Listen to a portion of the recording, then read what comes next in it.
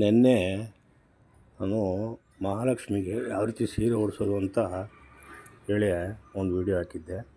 ಇದೀಗ ಆ ತಾಯಿಗೆ ನೆರಿಗೆಯಲ್ಲಾದಮೇಲೆ ಕಳಿಸೋದಕ್ಕೆ ಯಾವ ರೀತಿ ಉಡಿಸೋದು, ಹಾಗೆ ಅಲಂಕಾರ ಯಾವ ರೀತಿ ಮಾಡೋದು ನೋಡಿ. ಎಷ್ಟು ಚೆನ್ನಾಗಿ ಅಲಂಕಾರ ಮಾಡ್ತಾವ್ರೆ.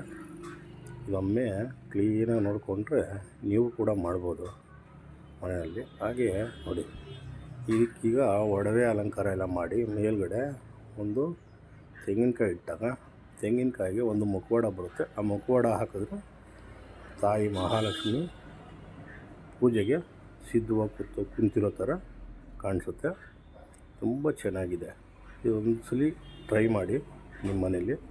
ಗೊತ್ತಿದ್ದರೆ ಓಕೆ, ಗೊತ್ತಿಲ್ಲದೆ ಇದ್ದರೆ ತಿಳ್ಕೊಳ್ಳಿ, ನೋಡಿ ಎಂಜಾಯ್ ಮಾಡಿ. ನೀವು ಕೂಡ ಇದನ್ನು ಕಲ್ತ್ಕೊಳ್ಳಿ, ಬೇರೆಯವ್ರಿಗೂ ತಿಳಿಸಿ ಅಂತ ಹೇಳ್ತಾ ಎಲ್ಲರಿಗೂ ವರಮಹಾಲಕ್ಷ್ಮಿ ಹಬ್ಬದ ಶುಭಾಶಯಗಳೊಂದಿಗೆ ಎಲ್ಲರನ್ನೂ ಆ ತಾಯಿ ಕಾಪಾಡಲಿ. ಜೈ ಹಿಂದ್, ಜೈ ಕರ್ನಾಟಕ.